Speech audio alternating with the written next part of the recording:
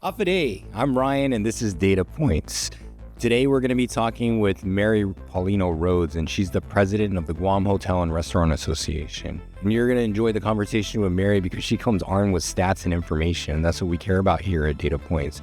And she's going to talk about what she thinks about the data that's coming in, what's happening in the market, and what she thinks needs to be done to set the market right. It's going to be an enlightening conversation that you'll enjoy.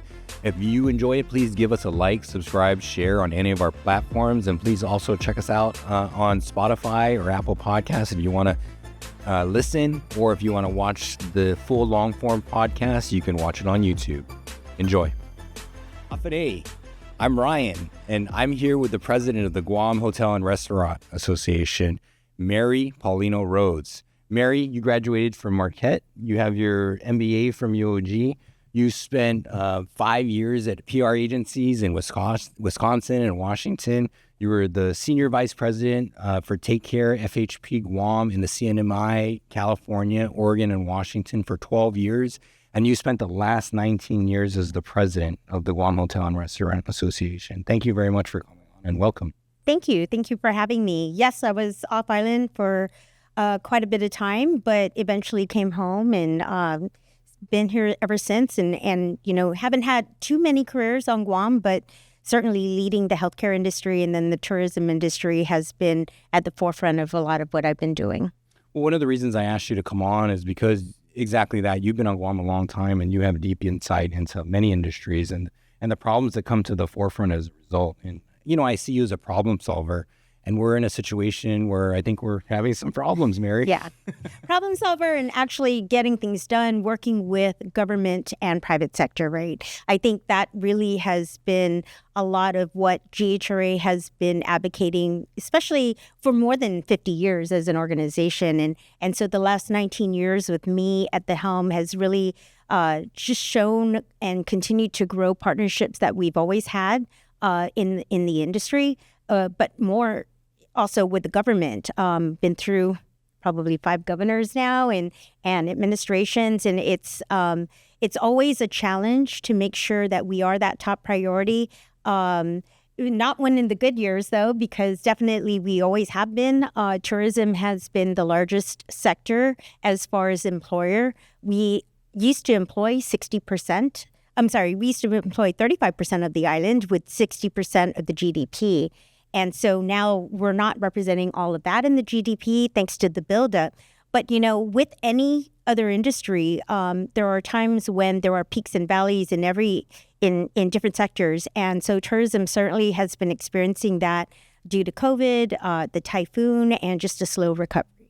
Yeah, and I remember you taking no prisoners in COVID and getting everything organized. And you are really close to the pulse. And, you know, I know that the industry, and you have conversations with people in the industry at every level, you know, regularly. And so can you tell me where you think we are? Yeah, it's very challenging, especially where we were with COVID. We certainly had to step up because Guam was never truly, although the airport was closed at one point, we still had visitors on the island. We still have had some leisure travelers who were stuck here on Guam, but at the same time with the military, we still had to house them. And since COVID, military has grown from only being about 11% of our book of business to, you know, almost 80% at one point. And so we've seen that gone back down with the return of leisure travel. We've seen our Japan market go back up to 30% pre-COVID, as well as 46% with the Korean market. And so that is the direction we need to continue going. There was one time with our Japan market just the last couple of years where it was below 1%. So it just was really very challenging the last several years. So to see Japan back at 30% pre-COVID is, I think, a great sign, especially with GBB plans with Japan Airlines with their anniversary in October. Hopefully that will result in direct flights, scheduled flights, not charter flights anymore. We're now seeing that with Korea, where GBB just announced last week, Thursday, that Korea is now, although they're still at 46% lower than where we were last year, I think the biggest news out of Korea is that we are no longer on charter flights. We're on direct flights with scheduled flights that you can book out longer in advance. That's a huge milestone, I think, for Guam, because I don't think a lot of people realize that we've been operating on charter flights for the last couple of years, and even subsidized flights where corporations, private sector was subsidizing some of those flights from Korea for the low-cost carriers in order to even come to Guam and rebuild that confidence level to schedule regular flights. And so all of those things, although it's taken time to build and rebuild confidence for the market, they were really necessary to get us restarted, to really regrow our program. And just the announcements that they've made with GBB recently, I just think that although it's a little late right now because we're in summer, and I know that these contracts, had to be signed earlier this year, but I just think it's great progress. It's forward movement, but it sets up the stage for an even better 2026. And I think that's the biggest takeaway I took from the board meeting, is that it's finally going in that direction with scheduled flights rather than charter flights. And then the more we celebrate and continue to visit all of these key source markets, we'll continue to rebuild these relationships and rebuild the confidence factor so that they can really come to Guam and continue to fly to Guam. And I know that United Airlines, our hometown carrier, is also, doing more things in order to use their airline aircraft more wisely, more efficiently within our market in order to also compete with, the Korea and Japanese legacy and low-cost carriers. I see. So in that answer, you rattled off like a bunch of facts, figures, stats, and I've been curious, like, where do you source your data? Well, everything comes from GBB. GHRA does have access to international reports. Our members actually use STR reports, STAR reports. So a lot of that, they get market intelligence from. They also get market analysis, and it's something that we've talked to GBB about in the past. STR reports are used throughout, especially in our region, but more internationally, and they're standardized reports, right? So you can pull it for any market. And I think that's what's so great is these international type reports, industry reports are available. But I think the most important thing is that we begin to collect data again here locally.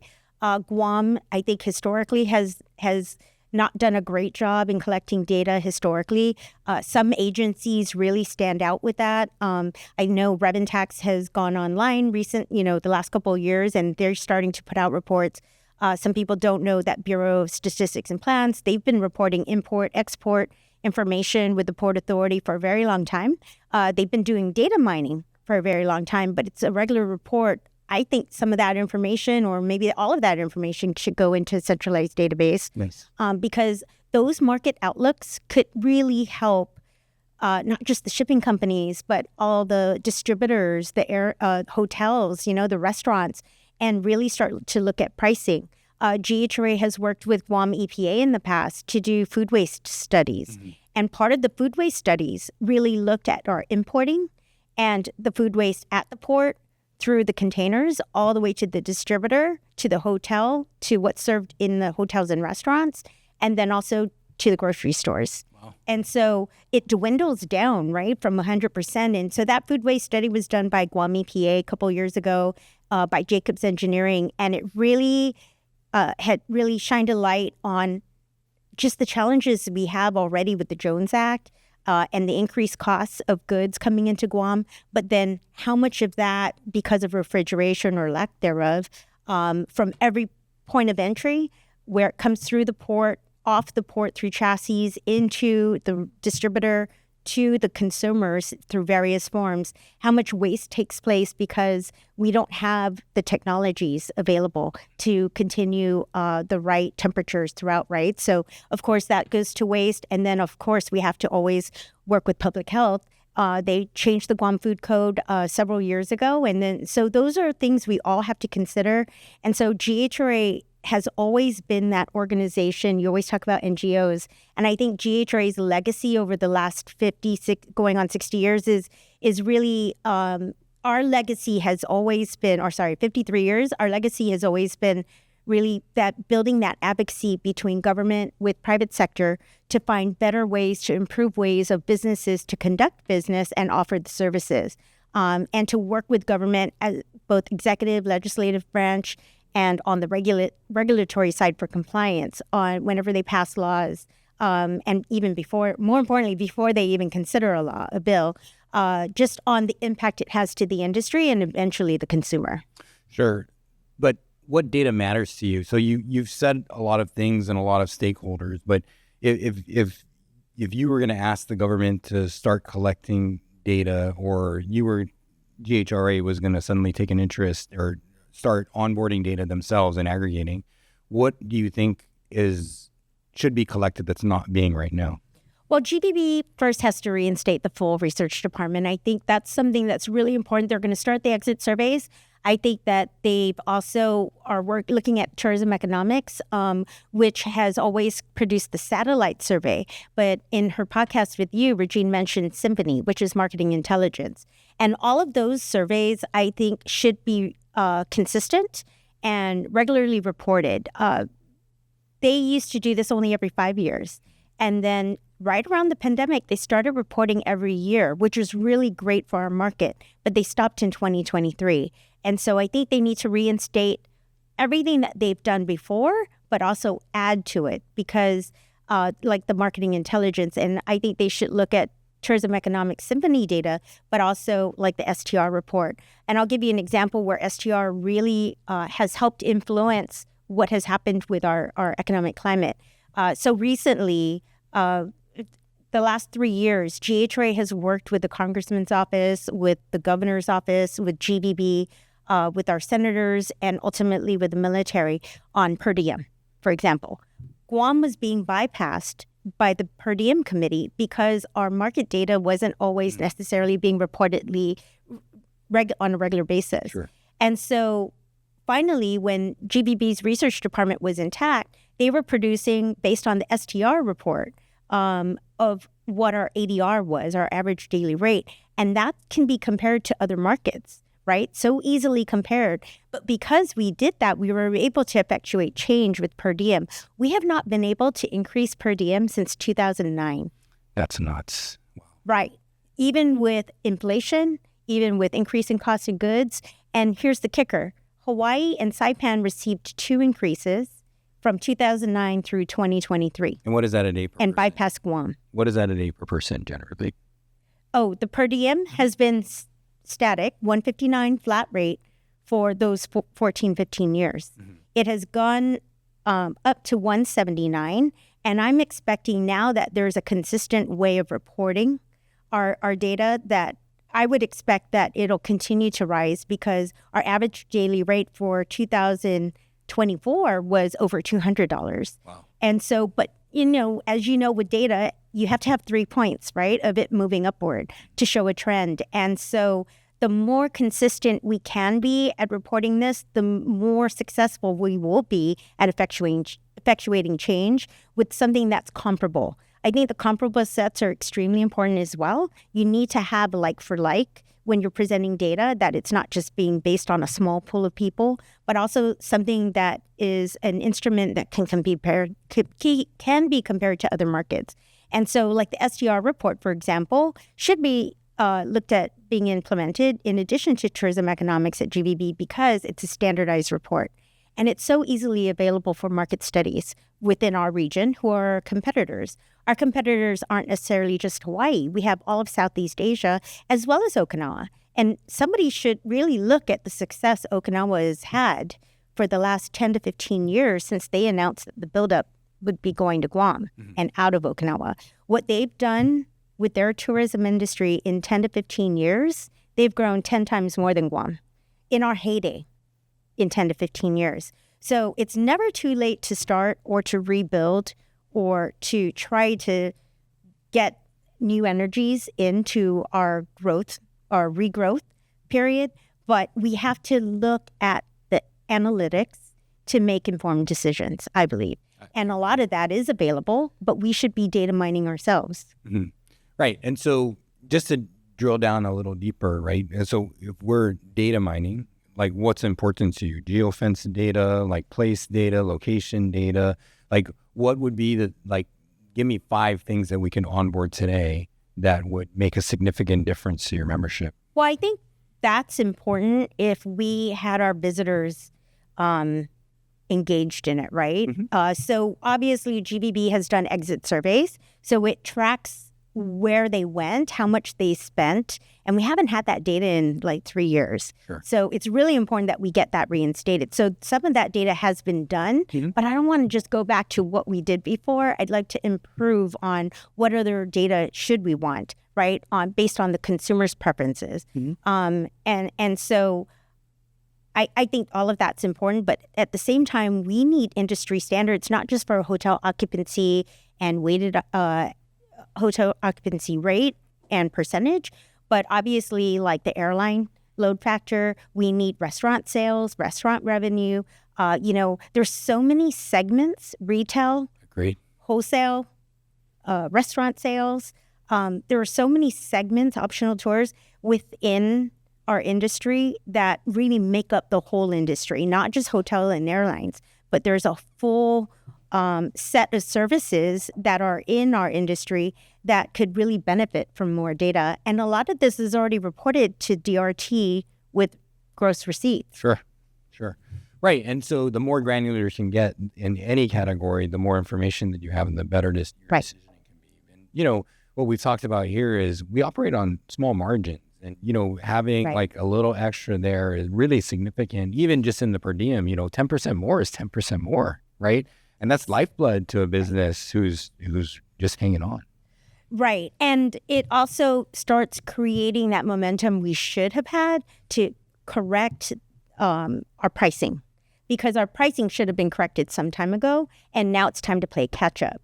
And so pricing up going down? Forward, okay. up. Yeah. And the challenge will be is how much of that leisure market can we bring back to help improve our pricing? Because if you added our leisure market, we would be in the 300s. And I'll tell you, Hawaii, for the first time in 2023, was able to get seasonal pricing. And their seasonal pricing, they range from $200 to $500, depending if you go to Kauai or Kona, and depending on the season. And so Hawaii and I believe one other state are the only two places with seasonality. And we should really consider that, because I know something that they also pointed out was the military exercises. And that's going to take a long time to really move the time frame of when military exercises take place. And for the record, we have multiple exercises around us, not just July and August, right? We have January, February. We used to always have September, October, Valiant Shield. Now we have another one. So there's multiples, and we're going to get more. Well, how does that go when you knock on the Department of Defense? Hey, can you move your exercise? We've had these conversations. We used to have a committee actually with Joint Region Marianas, where we would see their upcoming schedule and then show them when our peak season was and our not so peak, because we're year-round tourism. And so we did show them when our peak seasons are based on our Asian holidays, like Obon season or Chuseok. And so that really drives when occupancy is higher. But I think the bigger question is, what are your occupancy levels during those months? Because you can't just say this is summer, right? Let's show occupancy. Occupancy right now might only still be at 65%. But there are certain hotels that might be at 80-some%. So we still have capacity, right? GHRA has 28 members, and we have hotels, over 20 hotels with contracts with the military. So not all of our hotels are being utilized. But I think the point of the matter is, let's use data to drive those conversations and to help better planning for the short and long-term future. No, I agree with you 100%. That's why we're sitting here. But just having the data isn't good enough necessarily, right? No, we have to make decisions based off of the data. Absolutely. And drive analysis. Yes. Yeah, for sure. And we have to train people to understand that analysis and how to understand it, how to leverage it in a way that effectuates their business. And also learn how to input the correct data. Yes. I think that's something I've learned from the healthcare industry is we go through systems changes all the time. I know that there have been different software programs within the government themselves. They've had challenges in maintaining those applications or software programs, and then they're not as good as the data being entered into it. Sure. And so we really need to train our government employees on what that right data would be. But at the same time, you've had you've credited some really key employees who know how to use the data. But I bet you they probably have had to work with the organizations on the frontline staff who are all the data entry folks on what goes where. Because I think that's really important. Like when we did, UOG and GHRA did an import survey. So we've done food waste surveys, and we've also done pricing survey to help the Guam Farmers Co-op come up with their local pricing based on U.S. pricing and also Asian pricing of what's being brought in through the port, through shipping, through air freight, and what the local rates are. And so we've done different seminars with UOG Cooperative Extension Program and the Farmers Co-op to really show to them what their competitors are charging. And then also who has access to that? And then also who are the sub vendors from that? Are they hotels? Are they restaurants? Are they directly at Payless? Because I'll tell you, as anyone would say, whether you're military, local resident, or a chef at a restaurant or at a hotel, if you can't get enough of something at one store, you're buying from multiples. And then even at the same time, you're probably making a run to the main grocery store because it's still not available in a large volume. No, I see it. We see the guys in their chef's outfits, right? And they're still buying, or the procurement officers probably have the full list of all the vendors who have these products because, everybody has their percentage of what their distribution of what they get in order to sell. And so even there, that's an opportunity of, where are all these products available and what's the current inventory of that. So my point in all that is that they're really, it's so spread out, and it's like anything, right? Even in the marketing of Guam, our marketing budget showcases all these multiple things that we focus on, but they're programs that we've had for a very long time. And, they've added social media, which is great. But I think that there really could be more of a targeted approach to really see, based on the short-term recovery plan and what could possibly be a long-term strategic plan, we need to identify the markets, and you need data for that, of where are we going to have the best ROI with the marketing being spent. Is, a couple million in Taiwan going to really benefit us? Is a couple million more in the Korean market? What does that mean to also money being spent in the Japan market? That return on investment, especially on their average daily spend, on an ROI, like how much are you getting really in return? What's the maximum capacity can you have with the airlines coming in, right? So if our max, like when we were looking at the Russian market, our max might have been 10 to 20,000 Russian tourists, but they were also spending upwards of 10 to 20,000. Big spenders, long stayers. Right. So that's why they really wanted to go that route. So I just think that we have to look at the ROI for each market and looking at what our immediate return on that would be, but also strategically long-term, should we refocus, reprioritize some projects so that maybe some things are on hold for now until we rebuild really strongly in one market. We know we're lagging in Japan. Korea, they've done a lot to get back to our Korean market just to, hover right above 50% in the last year. We need it to get up higher. It was once heading towards 80%, I believe. And so we need to get to that point, but we need both Japan and Korean markets. Yeah, or also all our eggs are in one basket, and we've had that happen before. We've had that happen before, and, we're a legacy carrier. Korean Airlines left the market, and that, but that also was because the visa waiver was Guam only. We were the pilot program for the Korea visa waiver for tourists. I see. And so that's an opportunity, right, for our government to go and speak to U.S. immigration on a lot of these things happening on Guam. I know that there are a lot of ideas out there on the table of what we could do to start up new industries. But just like how people could package and manufacture products here on Guam as an assembly to make it made in the USA, we've also been successful as a pilot program for compact aid, but also the visa waiver program for Korea and other nationalities. So I think that we tried that with China, but that's just too contentious. So we should be looking at other things. I've noticed like they went to Malaysia, I believe, and so even Malaysia has a free visa waiver. There's other markets that we could look at potentially invest in, but our core markets needs to continue to be Korea and Japan. But the question is, how much of our investors have changed, how much of our leisure travelers have changed, how much of our business travelers have changed from Japan to Korean market.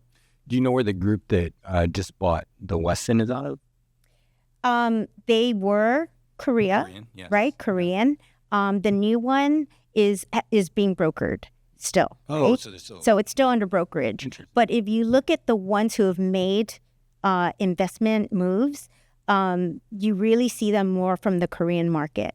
So Gita has been going out to hotel investment shows, conferences over the years. But, I know Gita, they reach out to me for a lot of data. They go to GVB as well. And so they know who are all the players out there who are really looking at expanding within Asia.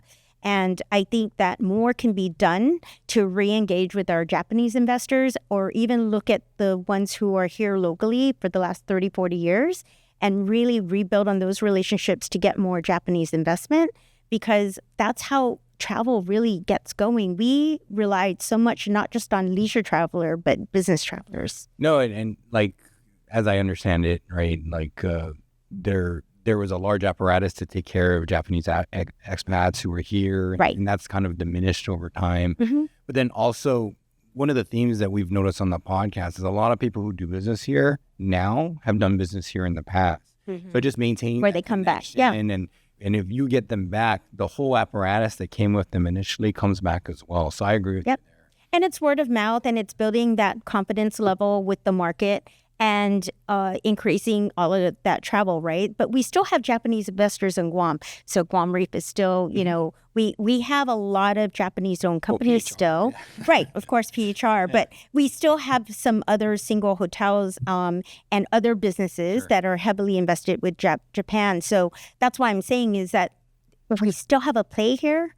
And I think it's unfortunately our dollar compared to the won and the yen has been a real challenge in the last year, but it's not like the government hasn't been trying all these other ideas. They really, truly have. UOG's done an outstanding job with international students. Mm-hmm. I think over the summer, they get several thousand here.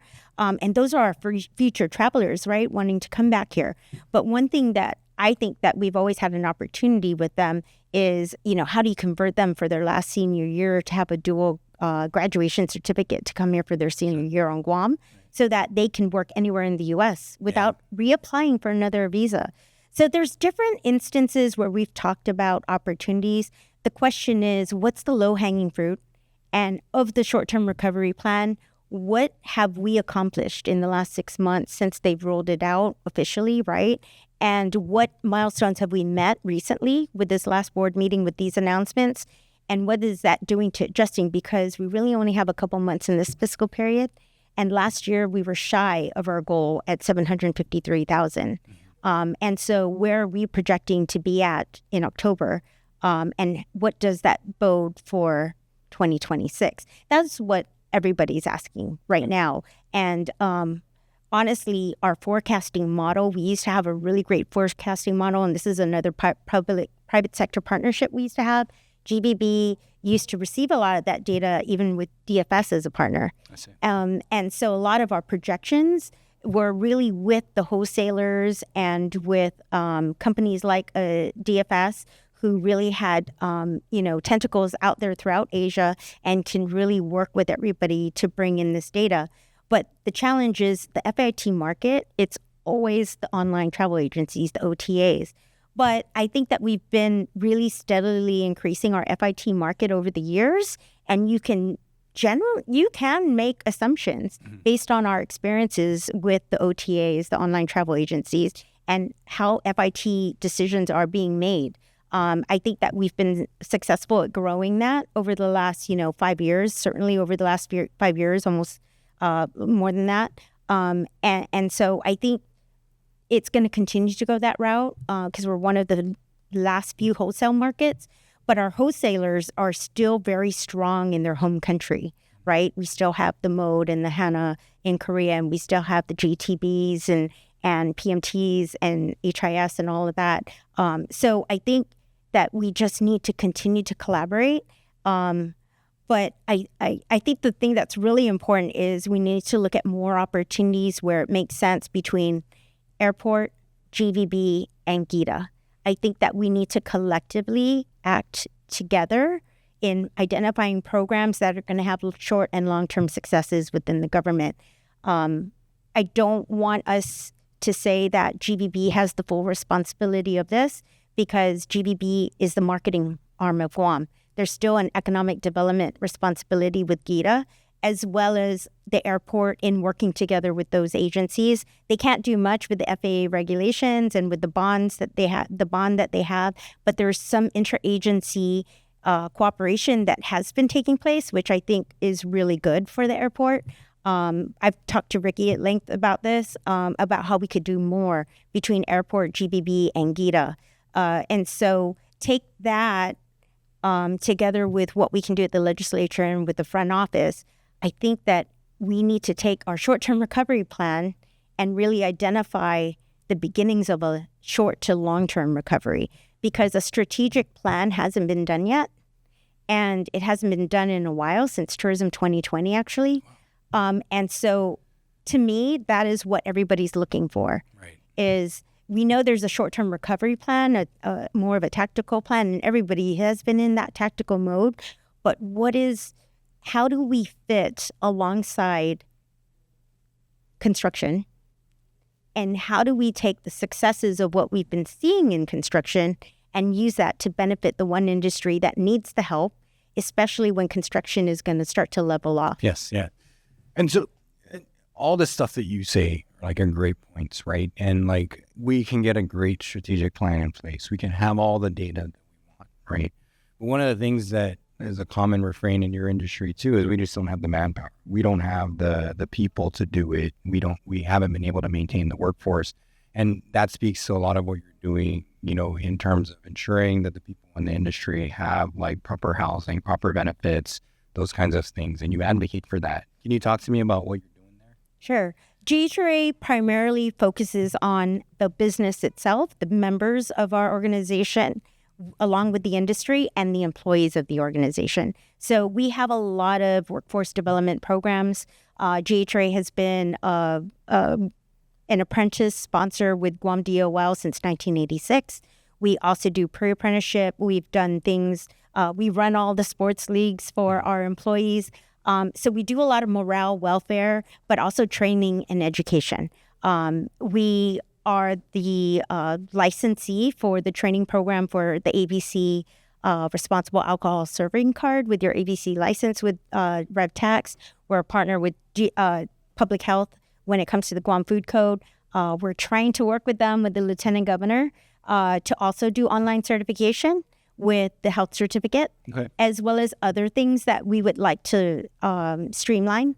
And so, but health certificate is probably going to be the first one that we try to streamline, where you can just go online and take a course. A lot of courses are already available online. And so why can't we just make that digitally possible with an annual certification, or maybe even change it to every 3 years, like what we've done with the Responsible Alcohol Server class.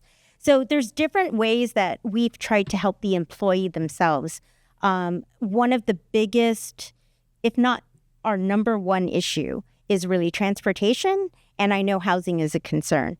And so with that, all you have to do is look at, the labor statistics of how many people work in our industry, and then really look at the census of, we need data on our employees who are in our industry and probably what their salaries are and how many of them are on assistance, right? But there are a lot of jobs actually where they are tip available for tips and wages. So it's always a little bit of a myth when we go to the legislature and we have to fight minimum wage, because although they're listed as being, actually we're paying above minimum wage. If you look at Department of Labor, it's over $10 now. So we're paying above minimum wage for the most part. So if you really look at that and compare it to poverty level, which, I believe poverty level is at $17,000 for single and $30,000 for family of four, and how much of that can they qualify? So we've done programs with DOL to try to get individuals on those programs. We've also worked with the Veterans Association, the benefits office, so that they could get signed up for veterans benefits if they are eligible for that. But with regards to handling housing as well as transportation, our members have historically provided housing for a lot of their employees, from their management teams to their H-2, their workers who are here on visa statuses for work permits. So they do provide that housing because they are required. And that was kind of the old model that has continued to stay within the industry. But not all of them are eligible for free or subsidized housing anymore because they're U.S. residents now. So they kind of fit in with everybody else on where they have to have regular housing outside of corporate housing. But I believe some are still looking at options now for making corporate housing available to employees or maintaining the programs that they have today. But for transportation, that one's a little different because we have so many multi-generational families, as you know, and I know that's something that's near and dear to your heart, and what you're trying to address with Pinpoint is looking at ways of how do you make it easier for multi-generational households to even look at expanding or building, and being able to afford housing. Sure. And so those are major issues. But transportation is also something that I've been working with GRTA, Guam Regional Transit Authority. They've received grants in the last 2 years to create Guam's first park and ride, which is a share ride shuttle from Dededo out to different areas. And their connectivity is will be so much better. On average, their connectivity to some rural residential areas, it could be 2 hours to 4 hours in between.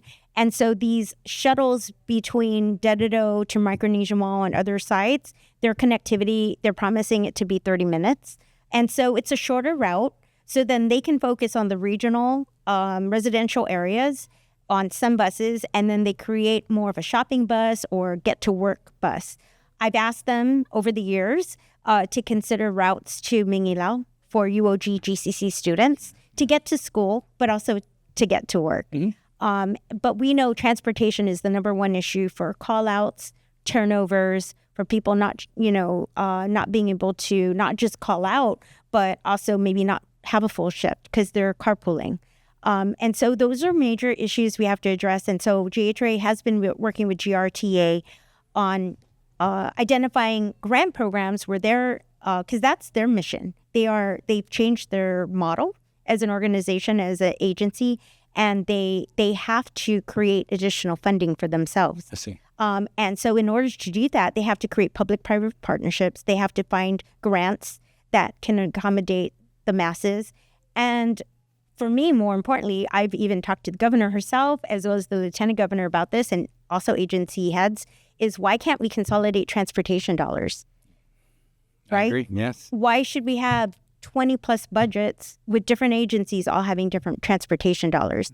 I can understand for, of course, Department of Mental Health, Behavioral Health, also the senior citizens. They have specific needs.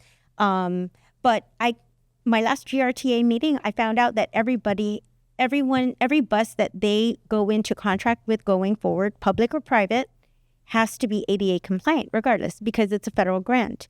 And so these are mandates that they may not be able to meet without public-private partnership. I see. So we might as well plan together, consolidate all of our transportation needs, and create bus depots for GRTA to manage, and then maybe all the agencies can shuttle direct to these bus depots so we can have better connectivity for everybody so they don't have to wait 2 to 4 hours to connect to one bus. It's, that affects every segment, especially the elderly who needs to go to like appointments. Right. And then, yes, I was a realtor. And one of the things, especially working with a subsidized renter, right, limited income, is I have to be in Dededo, right? Because I'm close to work. I'm 5 minutes away. I'm near a major bus route.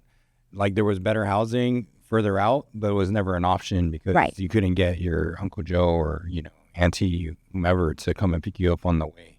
Right. And drop you off because they're going to the same place too. So that is a significant issue, but also childcare. It's all related, right? Yes. All subsistence programs that need coordination of care, but that's what Department of Labor is supposed to provide through a case manager. They work with the other agencies to make sure all of these needs align. Yes. But data, I can tell you, I was on the Workforce Investment Board for a very long time, more than 12 years, and they're reinstating it. I just got an email from them. Great. They're reinstating it, and data has always been an issue. Helen Malkness, Greg Massey, Dave Delasola, the one thing we always brought in is how long do your clients, if you have 3,000 clients, how many of them have 18 months left in their program, right? To be in this so that they can go and get a job, and where they can't find a loophole and get back into it? Or are we really training and providing the skill sets and then handling their transportation and daycare needs so that they are successful to go back out to work? So the Workforce Investment Board and our relationship with them to help find solutions, I think, is extremely important. And so that's near and dear to GHRA's mission, is to make these programs available, but more feasible and accessible. Not just available, but accessible to people. But I think the integration and the coordination between services is extremely important. And data has been the biggest hindrance in that. Right. And then we also onboard data manually in a lot of ways. It's paper-based, so it's very hard to aggregate and tabulate. And that's even just on the customs bill of lading. They're still doing that. Right. With handwriting. We have the declaration for customs flying in now. Right. So why can't we use this? Yeah, digital. Okay, congrats. So we should be getting everything uploaded the same way. Why can't we take one successful thing and apply it elsewhere, right? So same thing. That's why this health certificate is so important to us. But I know the challenges they've had with the building codes. It's been a long time, but that's way more complicated. I'm like, health certificate is easy. They just take the class at public health, and why can't they also do it online? And public health is so open to all of this stuff. Tom Nadeau has been great, and the new director, Teresa Ariola, they want to find ways to make it easier because they too have had staffing issues, turnover, even within DEH, and they have so many mandates to meet. Well, governmentally, they rely on data to perpetuate programs. Well, also more importantly for enforcement. Sure. They shouldn't be. This is where the senators and public health need to really look at, and this is what Speaker Frank Bloss promised to do with his Government Regulations Committee that he announced earlier this year, is to look at the unfunded mandates, look at the mandates that aren't being enforced, and are they necessary? Mm-hmm. Because these agencies have so many responsibilities that they haven't been able to get to these other ones. And so do we really need them on the books? Because maybe we could consolidate. So for example, pools, right? Their fire department has rules for pools. Public health just came out with a whole set of rules. And then real estate got waived from it because you guys are private pools. But at the same time, so are hotel pools. And I'm working with Senator Tello Tedegui on changing that as well, because the public pools are really the government pools. And they finally got somebody to win the bid for the public pools after 5 years. Yeah. Which is, by the way, the timeline for when the pool regulations go into effect. So all of these things, if it's just better coordinated or there's some grace given in between things, right, understanding they can enforce it, then do we need it necessarily on the clock, on the books, sure, right, for fines? And I can tell you, I have many stories in which there were pool closures over the last 4 years because of this mandate. Mandate, yeah. And not just pool closures, temporary closures and permanent closures. And that's where, when you put policy, that's a cost of doing business. Yeah, but when you put policy in place, you don't have the foresight sense. Just sometimes there's overregulation. And we did the AAA process, and we gave the economic numbers of what is this going to cost for all of these repairs or refurbishments or just changing out completely, and what some things are just too expensive. It's not even worth it. We've provided that. Just so you know, I was the only person who came to all the AAA public hearings, me and a representative from Hilton. Mm-hmm. So it's just, the process isn't necessarily always great, but the cooperation is there to want to work together and to make sure it's reasonable. Mm-hmm. And I have to say that that's always been my focus is what can we reasonably advocate for and work with these agencies, knowing we live on a small island. The revenue opportunities have been limited, especially in the tourism industry. But more importantly, how much of this can be enforced, and shouldn't they be focusing more on compliance for public safety rather than mandated things that can't be enforced today? Okay, Mary. Now, you've given us so much good data, right? And apparently I found out you were the arbiter of data, so I'm going to be knocking on your door very soon, right? And so, but you do have a wealth of resources, and it is a prime industry, right? And you are at the pulse. What do we need to do? How can we allocate resources in such a way where we're going to be successful at this again? What are we missing? I think we absolutely collectively have to reshift our mindset, both government together with private sector. We keep talking about rebuilding the tourism industry, but I haven't really seen a larger collective effort where GBB, airport, GITA, GHRA, the governor's office is all in the room, and we say, which agencies can we realign and shift priorities so that there's one or two key milestones per agency that we can push to help the tourism industry get back on track. So some of the ideas I've shared with the front office is, how do we get our employees back to work? Working with the health certificate, for example, getting transportation going, right? So anything with public health, anything with transportation, anything with housing, affordable housing, Department of Labor, can get them back to school, recertified, retrained, and back in the workplace is a great thing for Guam. But overall, we need to put in an economic plan, not just a short-term recovery. I think everything that GBB has on track for short-term recovery has all the right points in getting us to the right direction.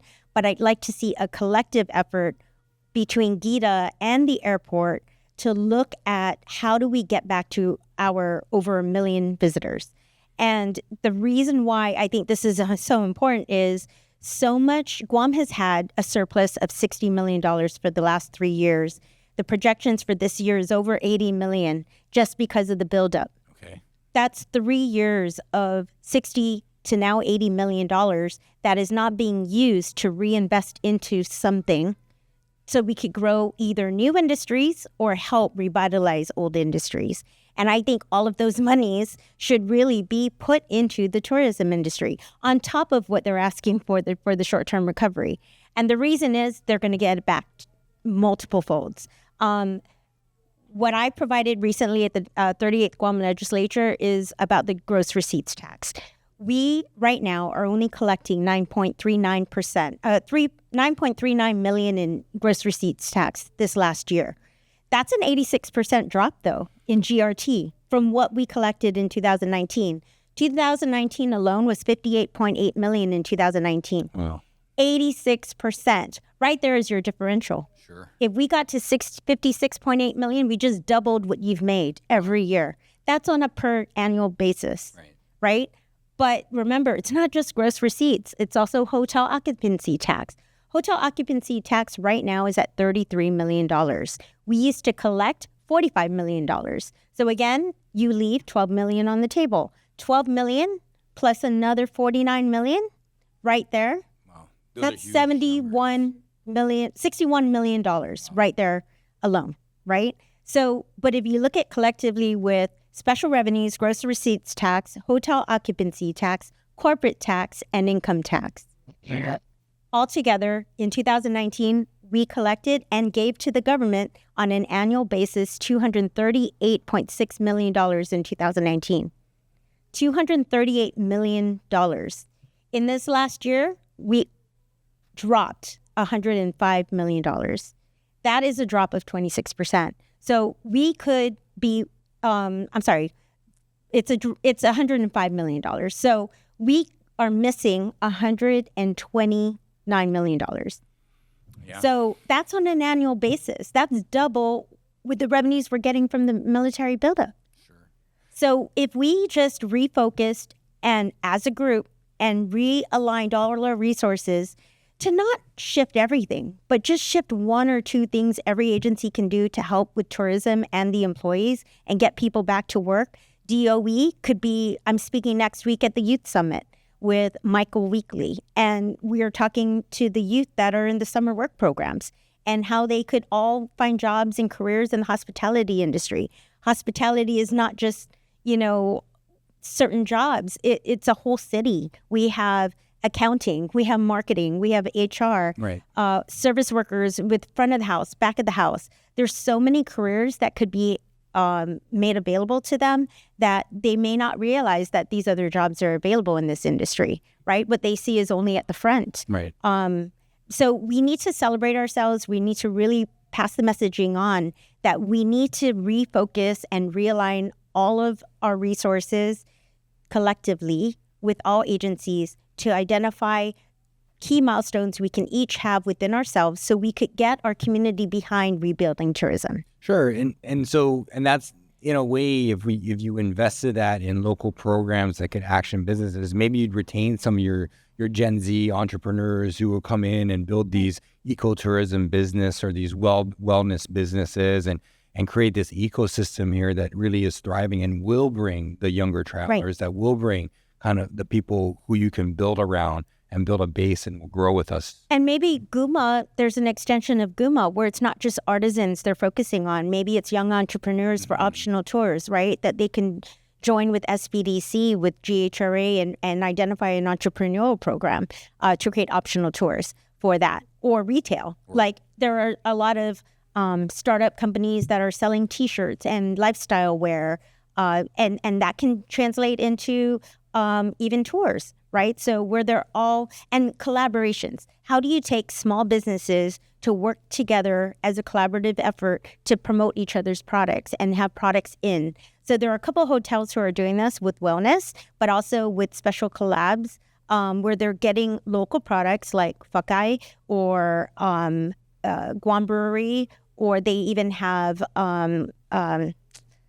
Opaque in their hotel where they're reselling their product, or Ignite Juice. There are a lot of opportunities for companies like that to not just through a GUMA program or an SBDC program, but they're really integrating their products where they're not just doing online sales, but they're doing point of service sales, POS sales right in front of the customer, but at specific places. How do we get them into other stores? Right. So we have restaurants who are doing that in ABCs or the 76s. They've had to diversify because they need to get their products in front of the regular consumer. Sure. Not just residential consumers, but regular consumers, meaning all of us, right? Residential, military, and our tourists. Yeah, and exactly what you say about the data. There's a lack of data that leads to understanding of the market, or there's a lack of actioning the data, making the effort to actually leverage and interpret the data into decisioning.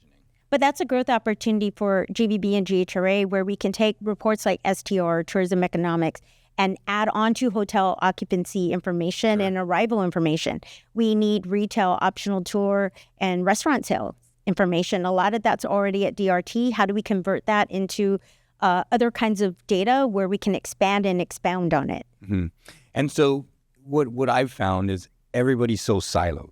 And the data sharing doesn't happen. And just what you're speaking, all the efforts are siloed. And what you're speaking to and what I'm surmising is break down the silos. Let's all get together. Let's coordinate. Let's tear down the walls and come to like a single solution. And let's be agile about it. And we've done it before. We've really done it before with GVB's leadership, bringing in GHRA as well as their government partners and all of private sector where when we used to have our wait lines with immigration, with Customs Border Patrol, they were like 2 to 3 hours. Mm-hmm. One time we met with them with the airport and it was just a matter of scheduling the staff where they were not scheduled at the right times when all our flights were coming in. And then we also found when they're adjudicating the system for the Real ID system. Right. So it was a matter of when does that system adjudicate itself, right? So it's live data. And then what is that trigger point? And then also, when do we have better staffing schedules to accommodate our flight schedules? Mm-hmm. And so those kinds of conversations handled one of our biggest issues that people are flying 3 hours and then standing in line 2 to 3 hours, right? So we tried ambassador programs at the airport with GVB and other things, but that was just kind of Band-Aid solutions and nice to have. But the real solution was fix the staffing schedule right? And the reconciliation schedule you could just pass through the system very quickly when you knew your passport information could be verified.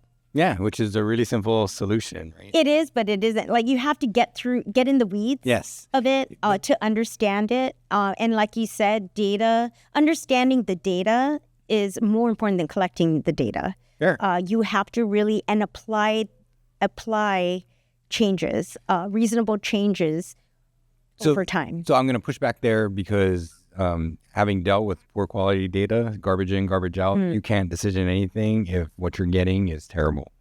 And so that has to be monitored. Right. So you definitely have to have a regular peer review of it and probably a good analysis of it. But at the same time, meet regularly with these agencies who are collecting the data and are responsible for it, and make sure it's being reported consistently. When reports aren't coming out consistently, it really pushes onto other people's deadlines of when they report that information back. And so we have to know what's that process of flow of information. So, for example, import-export data, right? A lot of people wait for that from BSP coming off the port so that they can see their market prices too. And a lot of times, even with online travel agent pricing and hotels, when they put their pricing online as well, I'm sure that there's a lot of factors. I'm not going to say what they are, but I'm sure there are a lot of factors there that every business looks at. And the more data we have, the better we will be at it. I've tried to share with GBB in the past market reports that National Restaurant Association shares, as well as American Hotel Lodging Association. These are standardized industry reports.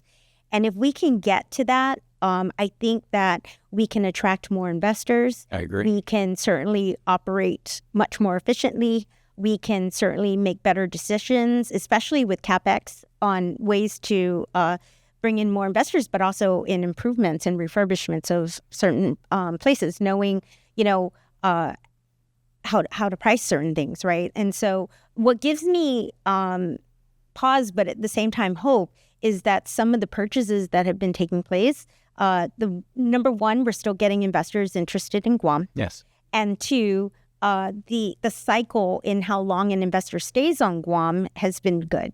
They're really longer, right, than most. Some have switched hands over the years because it's such a fragile market.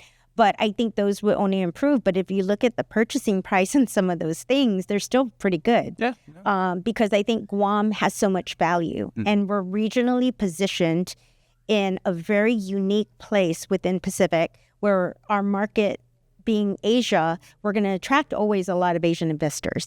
And I think that's good for Guam because look at our demographics for Guam, right? And also our geopolitical positioning with the military buildup. So love it or hate it, it is what it is, and it is here to stay. But what we have to do differently is leverage it and find the opportunities within that situation we're in as an island, as a government, as a people, and as an industry that services those individuals who are coming in. So as much as we want leisure travelers, military travelers, and DoD personnel are going to continue to be a mainstay on Guam. And we have to be really grateful for them really carrying us through these tough times. Sure. And so we have to do more. That's going to drive the data points, though, for per diem, because that is one great example of how data made a difference. Okay. And will continue to make a difference when it comes to the correct pricing and the right sizing of our market. 100%. And so we believe that, again, the decisions backed by data, are the path to go. And you speak a lot to public-private partnerships. Can you give me an example of one that you like that has worked before? Well, it gives me so much promise in talking to GRTA. Our government agencies have so much excitement about what they want to grow with. And GRTA certainly has a mission. I really hope everyone gets behind supporting them. So, for example, they did a residential survey. And one thing that I questioned, I'm from down south. I grew up in EPAN. But the one thing I questioned was, why do they have one exclusive van for 7 people just in Humatec? Sure. Right? That runs all day long. Like, can we combine it so that we can service other people? And what is that schedule for those 7 people? Can they have additional routes, or do they need to go only from Humatek to those designated places? And that's where the conversation of a bus depot came in, was they were planning already these bus depots so that you can use those vehicles in other places for greater efficiencies, for greater access, for increased revenue, right? Really because some of these are subsidized with federal grants, but a lot of these other things, they could start charging and create a revenue source. Or we could have public-private partnerships where we also charge for leisure travelers who are buying these tickets to go on a trolley. Sure. So the idea was we partner with like Japan Guam Travel Association, where a lot of those vans and buses are, together with them while they build up their fleet.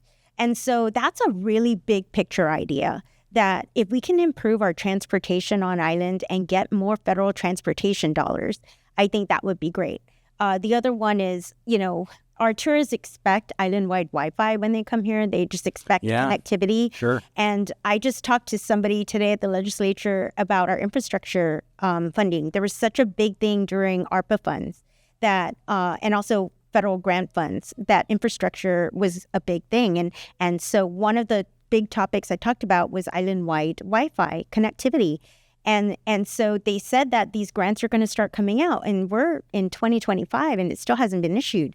So those are all opportunities to work with public-private partnership to increase connectivity throughout the island so we can become a first-tier market when it comes to what people consider basic, is island-wide Wi-Fi, right?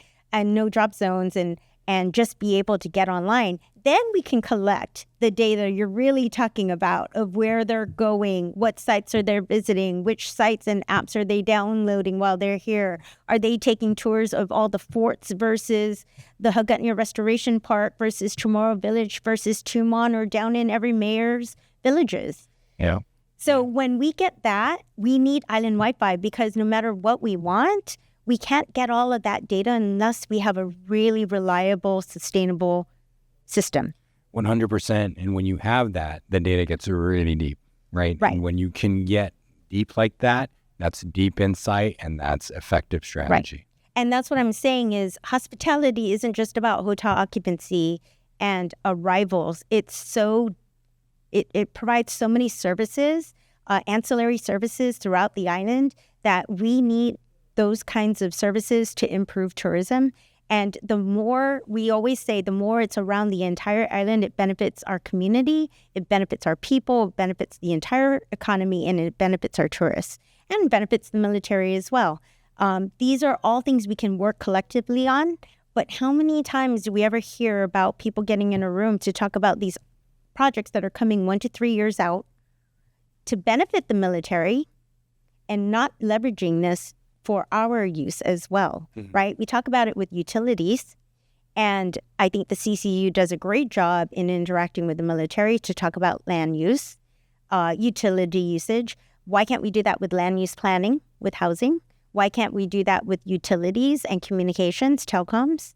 Why can't we do that with hotels and services and optional tours when we create new programs for entrepreneurs of which eco-tour areas are going to be available and what Crown land is available so we can create free tours? Well, you just described the whole service suite of pinpoints. So we're doing it right here. So I can be a subject matter expert with you to help build our island for a better future. Well, for 230 plus million, right, is effectively what you're saying. Well, yes, but at the same time, I want to always remind everybody, whenever anybody writes grants or when you project revenues, we should not be looking at the population of Guam only. We should be adding our military population. And I've always told this to Homeland Security and all these other agencies, is we need to use 1.6 million, because that's how many people we have on our island throughout the year. I see. So you have to add our leisure travelers, just like you would with any other transient community that comes in through your system. They're all utilizing the systems, the services, utilities. They have an impact into our economy. So why aren't we using more the correct numbers so that we can garner more support, more funding, and have better planning? I agree. Yeah, I agree with your points, and I appreciate you emphasizing the data points. And I really appreciate your time, and thanks for coming on. Thank you. It's been a great conversation. Thank you. That was a great conversation with someone who's extremely well informed and has the pulse of the industry. And one of the most important things that Mary said is that we do have the resources and they're there, and we just need to allocate them and break down the silos and break down the walls to make things happen. And effectively, she said, if we do that, there's a significant reward at the end of the tunnel. And that's because tourism trickles down to every level of the market. And so we appreciate you joining us here for that conversation and informing yourself. And please continue to do so by liking, subscribing, and sharing all our channels and consuming our content and sending us questions and comments to the things that interest you and the questions that you want answered. And we'll be here for you on Data Points.